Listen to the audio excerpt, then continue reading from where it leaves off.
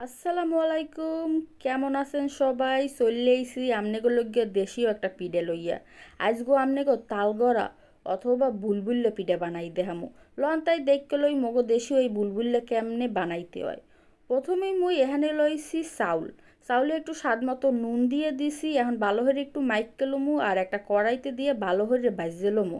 চাউলটা যদি এভাবে ভালো করে একটু বাইজে হাইপার গুঁড়ো হরেন এটা যে খাইতে লাগে রে কি টেস্ট লাগে হ্যাঁ কি কমু। ভালো করে লাল হয়ে বাইজে লইবেন হাই ফ্লেমে। বুঝছেন সুন্দর করে লাইটে সাইডে বাইজে দেখেন এককালে এইবেল করে হেলাইবেন। এইবার এটা উড়িয়ে ব্লেন্ডারে বা পাড়াই দিয়ে পিষে হেলাইবেন, গুঁড়ো গুঁড়ো করে হেলাইবেন। আর লইছি কাঁচা চাউলের গুঁড়া, শুকনা চাউলের গুঁড়া 1 কাপ। এটারও মুই এখন একটু বাইজে লমু। এইভাবে যদি একটু টাইলে লন হলে কিন্তু পিঠে দিয়ে সুন্দর একটা গেরান আইবে, খাইতে একসের মজা লাগবে। এর লেগে মুই 1 কাপ চাউলের গুঁড়ারে ভালো করে একটু টাইলে লইতেছি। আপনারা চাইলে কইলাম বেজা চাউলের গুঁড়াও লইতে পারেন, হেডার ক্ষেত্রে কিন্তু 3 মিনিটের নাহান একটু টাইলে লইবেন। আর মিডিয়াম আছে টালবেন, হের চাইতে বেশি বাড়াইয়া টালতে যাইবেন না, পুড়ে যাইতে হারে। আমি 2 মিনিটের নাহান টাইলে লইছি। এখন এটারে ভালো করে একটা ছাঁকনিতে দিয়ে চাইলে লমু। সুন্দর হয়ে চালা হয়ে গেছে। আর আমনে যে আগেই দেখাইছিলাম চাউল ভাজি, সেটা কিন্তু মুই গুঁড়ো হয়ে হেলাইছি ব্লেন্ডারে দিয়া। হেডে মুই 1 কাপ লইছি। আপনারা কি খেয়াল করছেন মুই কইলাম বাজার সময় চাউলের পরিমাণ কইয়ে দিই নাই। এখন কইতেছি একটু বেশি হইলে লইয়েন, যাতে চাউলের গুঁড়োর পরিমাণ 1 কাপের না নয়। এরপর দিলাম 1/2 কাপ নাহল করে আর স্বাদ মতো নুন। আর দিতেছি 1/2 কাপ তালের রস। চাইলে আপনারা কাঁচা তালের রস দিয়েও বানাইতে পারেন, মানে তালটার রস বের হইলে লাগে লাগে বানাইতে পারেন। মুই আবার একটু জাল দিয়ে লইলাম, বুঝছেন। একটু দারচিনি আর এলাচ দিয়ে জাল দিয়ে ঘন হরিয়ে লইছি। আপনারা যদি কন যে আপনারা দেখতেছেন কেমনে তালের রস জাল দেয়, অবশ্যই কইবেন। মুই কিন্তু আপনাকে জাল দিয়ে দেখামু। এরপর লইতেছি 1/2 কাপ তালের গুড়। সুন্দর হয়ে এবার কসলাই কসলাই মাইকে লইতে হবে।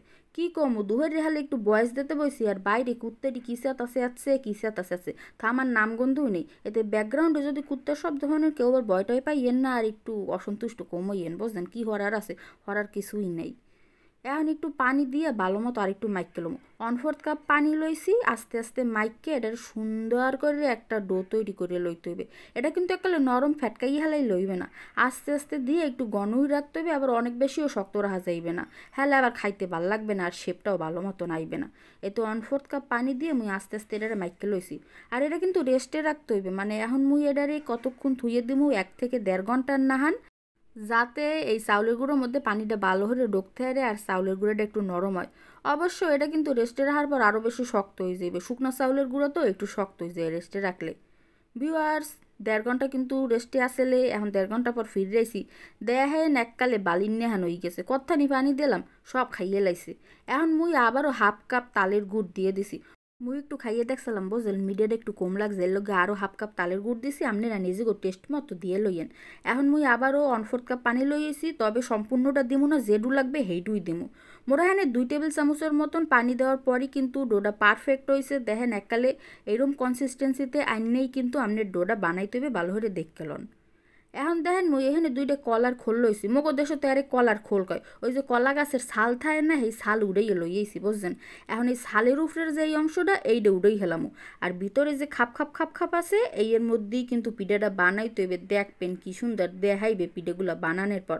তবে আপনাকে টেনশন করার কোনো উপায় নাই। যারা শহরে থাকেন হ্যাঁ দ্বারা তো আবার খোল পাইবেন না।